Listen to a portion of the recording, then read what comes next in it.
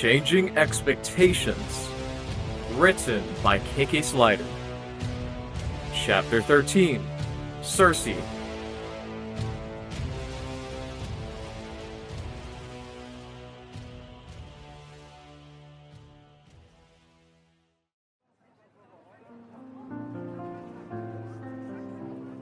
Today we will cover disguises. Infiltrator Solite addressed the class.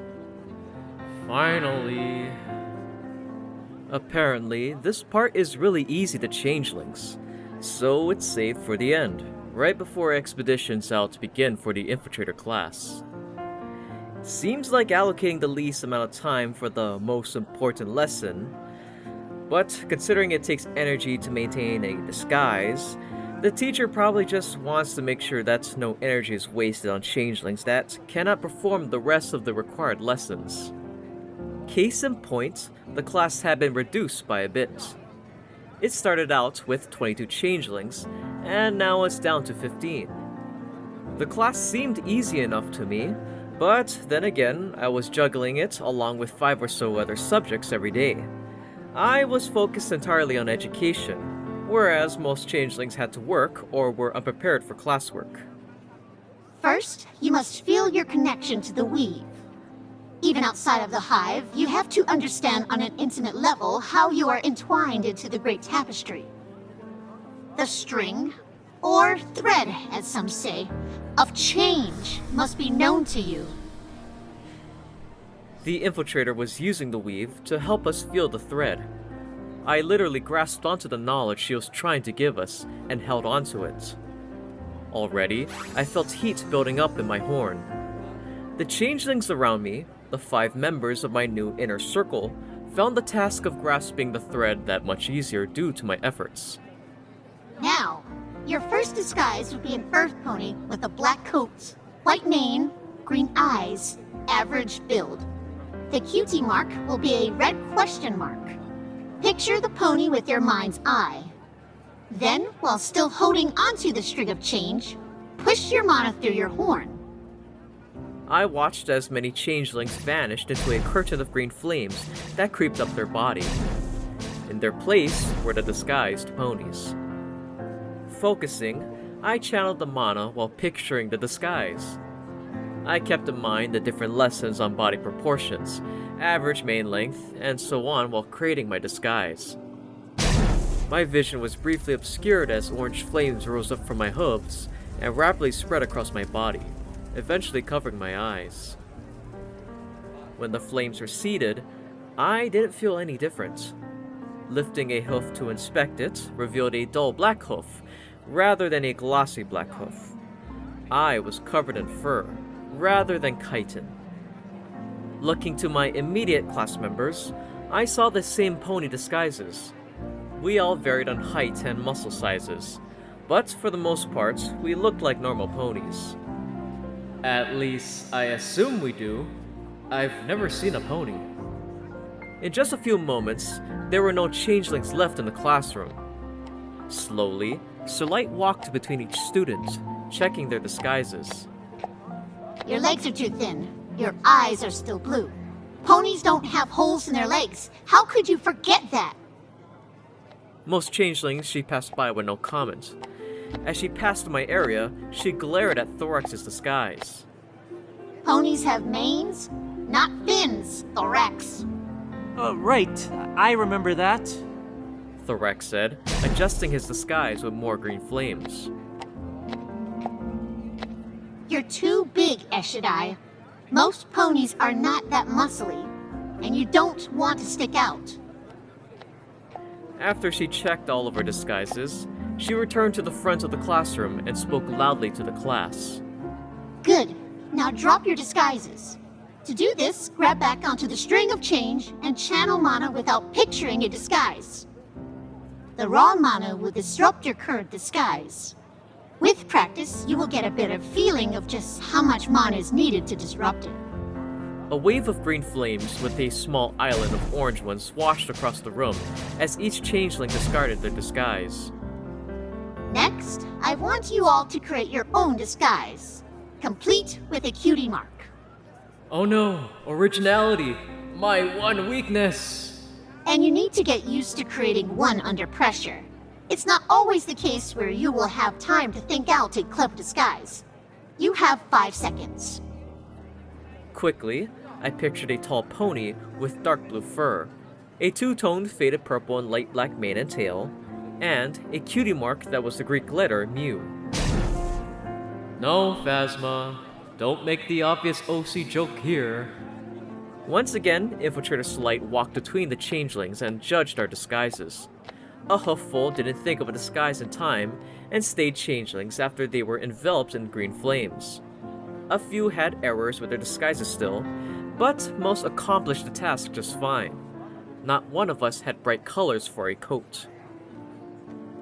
This time, Slight, disguised as a white Pegasus with a green mane and red question mark on her flanks, spoke to me as she passed. Prince Phasma, your eyes are still orange. And ponies don't have run of scribbles for their disguise. I blinked. I hastily fixed my mistake and imagined purple irises on my disguise, channeling again. With orange flames fixing my error, I said, It's the letter mu, not scribbles. Slight looked at me questioningly, but did not press further. She moved on to the rest of the class behind me. Now we will cover unicorn disguises. As you recall from earlier lessons, their horns possess a different shape than changeling horns.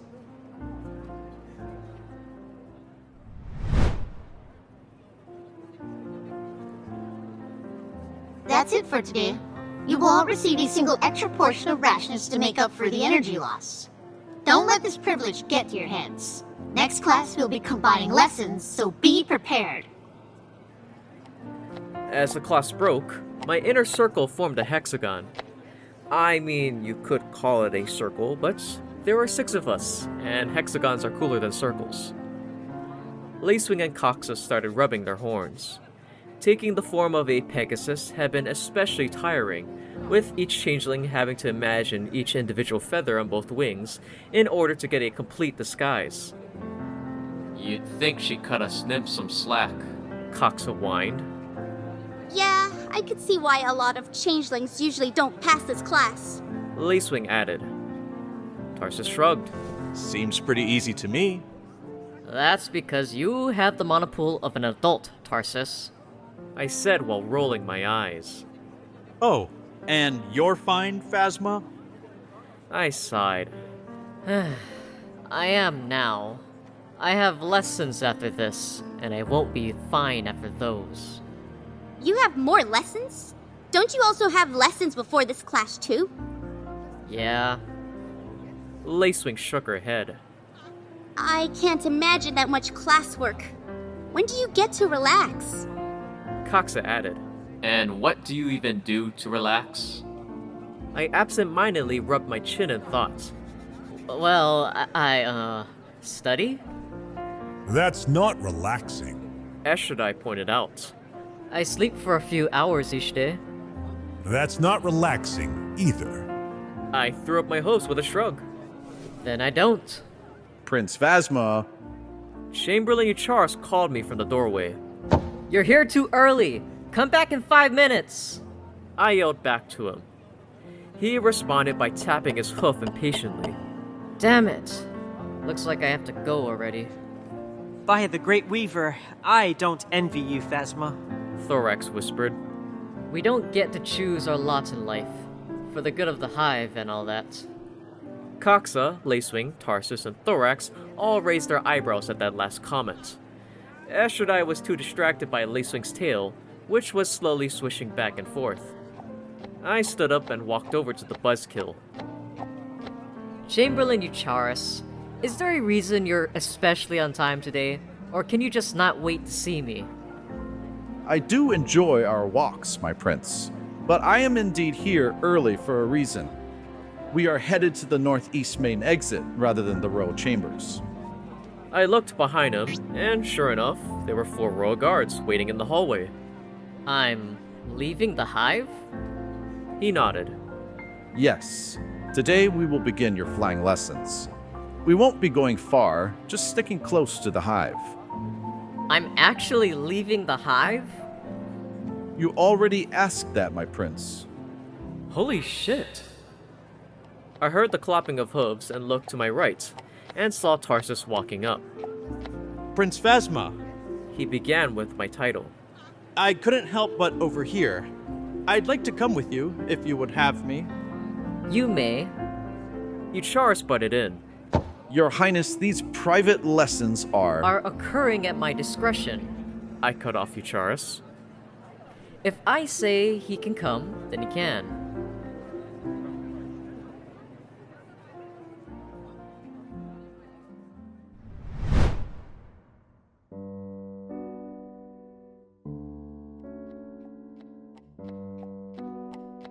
As we walked out of the hive with our escorts, Chamberlain Eucharis was giving me the rundown on flying lessons.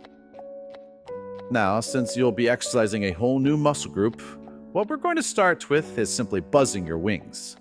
First, move them out of your wing coverings, your elytra.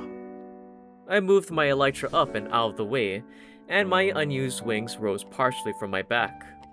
Good, my prince. Now comes the hard part. You have to vibrate your wings. That I could not do. Moving my leg was as easy as moving my leg or arm as a human. Adjusting my elytra was as easy as moving my shoulder around. Moving my wings on the other hoof was another matter entirely. On the other hand, how many of these have I missed? Tarsus seemed to notice my struggles and used his magic to lightly push my wings up and down. Oh, that feels so weird. Tarsus stopped pushing on my wings now that I felt the alien muscle group. I gave him a nod of thanks and focused on my wings. I imagined the muscles twitching, focusing on where I felt Tarsus's movement meet my back. Thankfully, it was just that easy to get them to twitch on their own. Well done. Keep getting them to twitch, getting faster and faster until the wings start buzzing. Vibrating a part of my body took practice, so much so that by the time I actually managed to move my wings at a speed above a grandma's slow trudging, we had reached the exit of the hive. It was a large pair of doors made of a solid black stone material. They were covered in etchings, similar to the pair of doors to the throne room, which I had by this point learned was the changeling creation myth, with the doors being mirror images of each other. Each door had a changeling on the outer edge, reaching towards the upper inner corner. From said corner, a tapering tendril extended down to the center of the bottom edge of the door. The tendril seemed to have twists and turns within itself, seemingly at random. It was the first changeling grasping onto the string of together. Deja vu. These changelings are very good at replicating art. The only difference I could see between this set of doors and the throne room doors was that the throne room doors were painted. No, that was a dream. Eucharis ordered the guards at the gate to open the way. The guards on the left moved to a horizontal wheel I neglected to notice and started pushing it. The door slowly creaked open and swung outwards. Sunlight from a setting sun blinded my eyes, which had been accustomed to the dark of the hive. Every damn time I walk through the Great Hall, this shit happens. Come, my prince. It is time for you to fly. Eucharis had stepped through the doors before they finished opening, with the guard retinue and Tarsus sticking by me. And so, I stepped out of the hive for the first time in my life.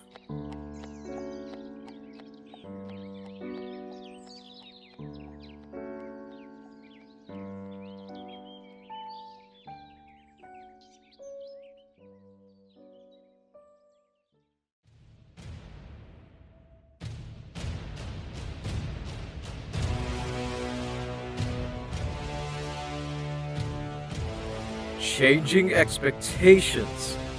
Written by KK Slider. Chapter 14. Icarus.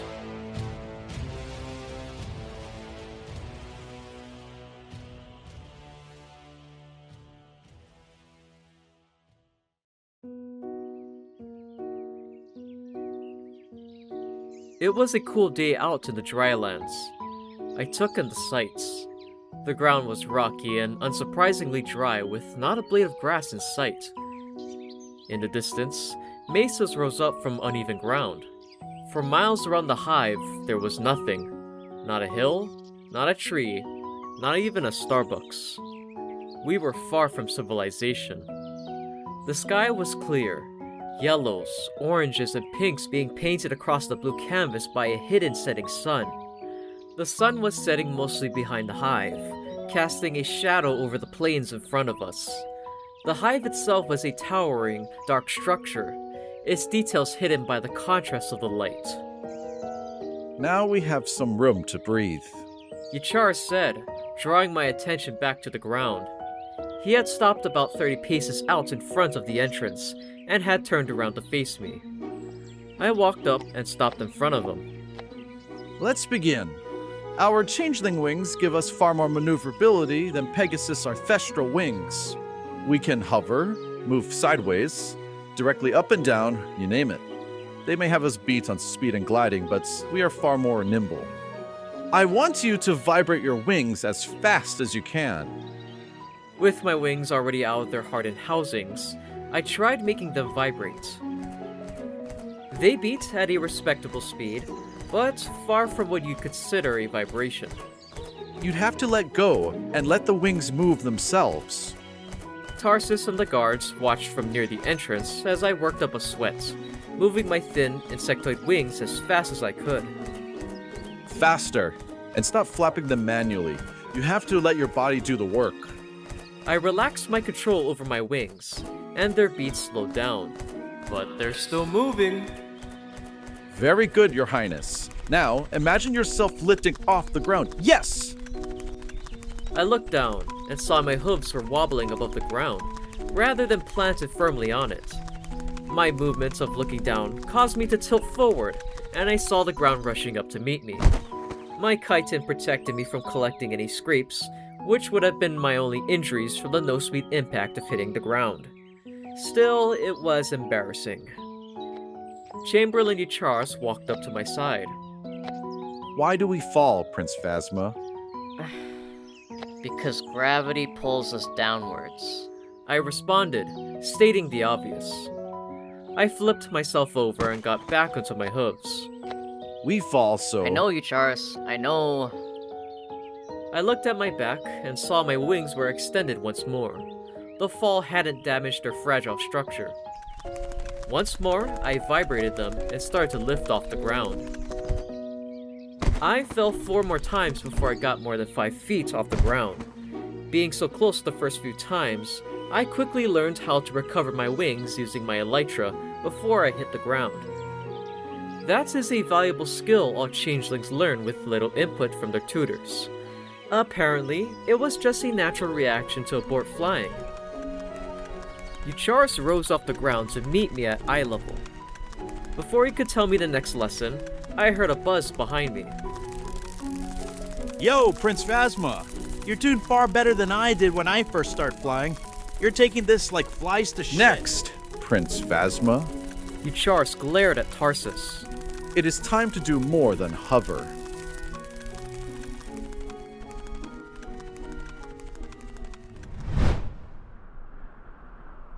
So no shit, there I was, 50 feet off the ground as a royal insect horse on another world.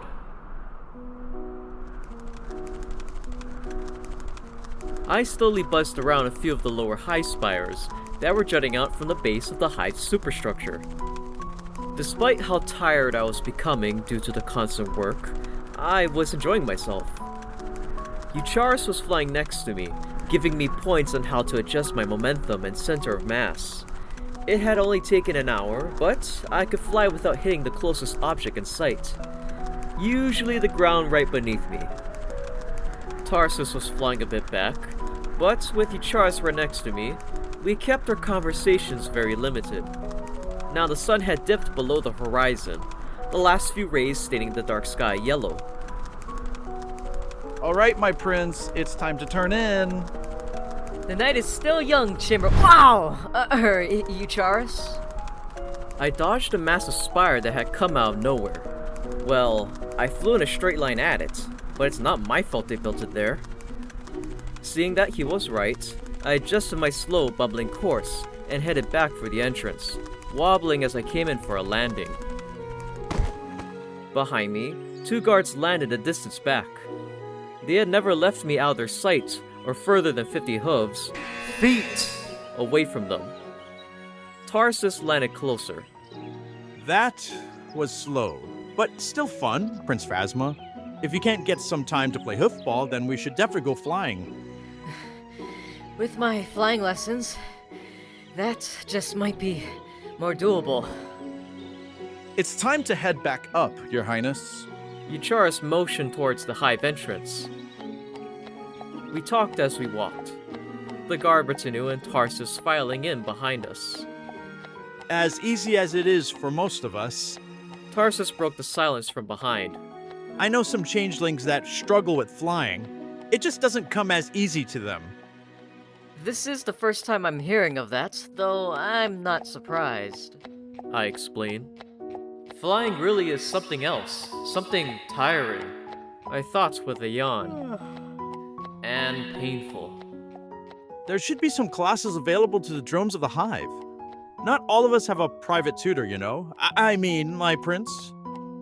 Eucharis looked back at Tarsus with a neutral expression before turning back forward. I'm sure that while a few changelings may benefit from such an expenditure, it'll be a waste of valuable time for our more experienced flyers. It's an idea to consider, at least. Tarsus grumbled. And I will. Thank you for bringing this to my attention, Tarsus. I softly told him. We walked on in silence until we had passed the usual turnoff for the infiltrator classroom. My back was really starting to sting at this point.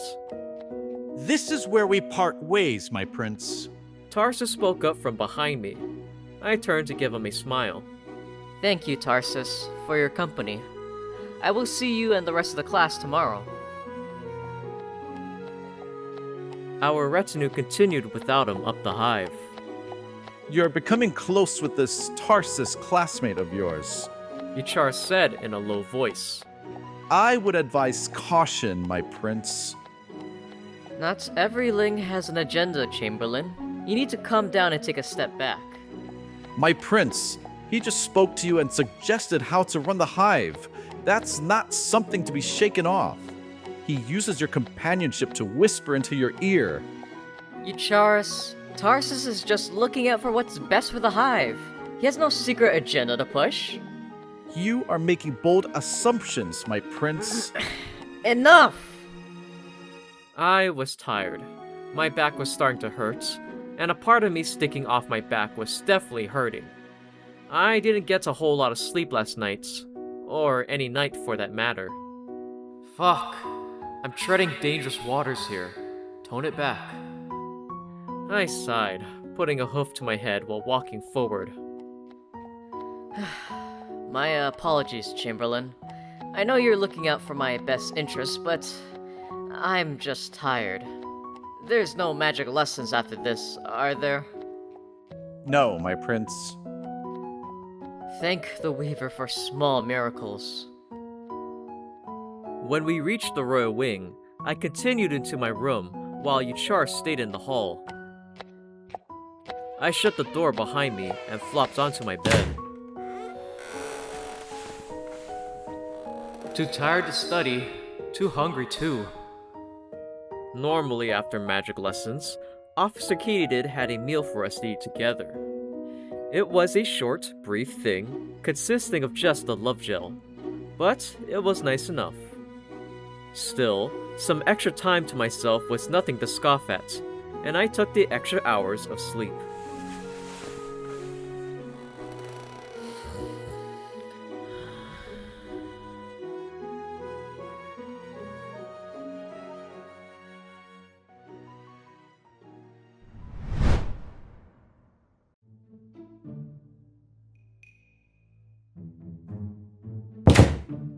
A loud noise jerked me awake.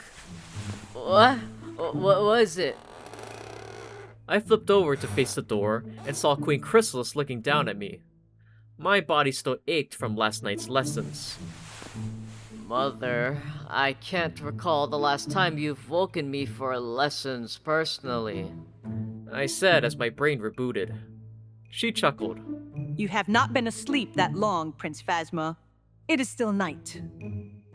I blinked the crust from my eyes and looked at her. Night? Chrysalis nodded. Yes. The Chamberlain has informed me that your disguising and flying lessons have gone well today. I sat up, facing her. Yes, Mother. Show me a disguise. Oh, come on! Suppressing a sigh, I hopped off the bed and stood in front of Chrysalis, ignoring the protest from my body. I pictured a pony in mind. Unicorn, white coat, blue mane and tail, horseshoe cutie mark. Orange flames covered me as I channeled magic. With my disguise in place, she paced around me. My horn started to sting from the overuse. Acceptable.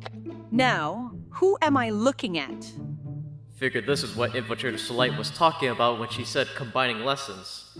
Thankfully, I am prepared. I am Big Iron. I said in a voice that was deeper than my own, and with a rougher accent. I am a blacksmith from Lower Candlelot. She stops in front of me. And what do you do for a living, Big Iron? My stomach growled. I just said, ma'am, I am a blacksmith. I forge bits and pieces made to order. Chrysalis leaned in close. And what is your opinion on the upcoming Summer Sun celebration, Big Iron? The fuck is that? Well, the celebration itself don't bring me business, but the partying does do damage that customers are fixing to have fixed. She didn't move away from my face. No, I want to know your opinion on the Sun Princess herself, Big Iron. Chrysalis is really drilling me here. Damn it, woman. Give me a break. I just woke up. I do think highly of our dear princess, ma'am. Where will we be without her raising the sun every morning and her guard protecting us and whatnot? Chrysalis finally leaned back. She still stared at me, though. Acceptable. She repeated her mediocre praise after a moment. Dispel. I dispelled the disguise, my horn now flaring in pain. You did well for a first disguise, but well would not be good enough. Canterlot citizens do not have as thick of an accent as you put on. Your disguise would not hold up to scrutiny.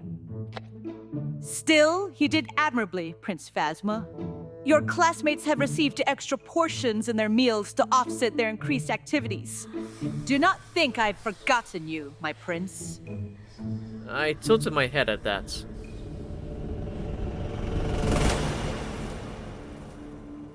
She looked behind her and brought over a sealed pot. My stomach started to hurt at the sight. Oh, yes. If there's a catch to this, then future me can pay it. This is a bit stale, but you won't mind. I already can hear the whispers of the sweet sucker. Thank you, Mother. I said, swallowing saliva. My jaw started shivering. I am most grateful. As I took the jar of my magic and popped it open, Chrysalis continued to address me.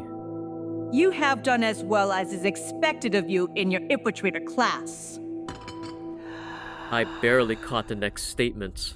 I was so involved in consuming every last wisp of love from the jar. But I'm afraid you'll be too busy to attend a traditional expedition to Equestria with the rest of your class. Oh, wait, what?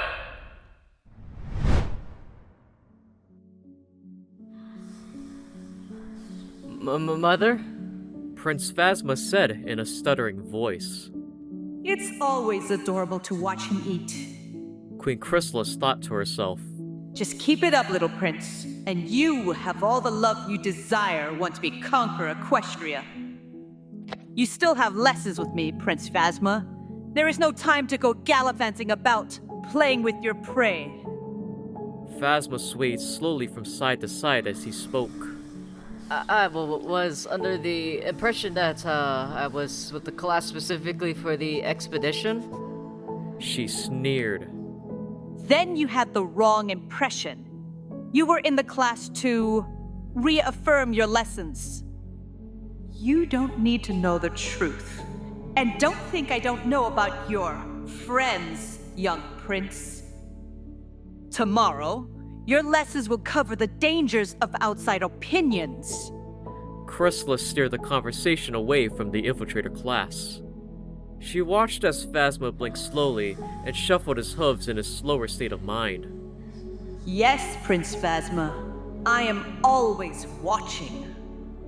But it was Chrysalis's turn to be surprised when Phasma asked her a question she, quite frankly, didn't expect.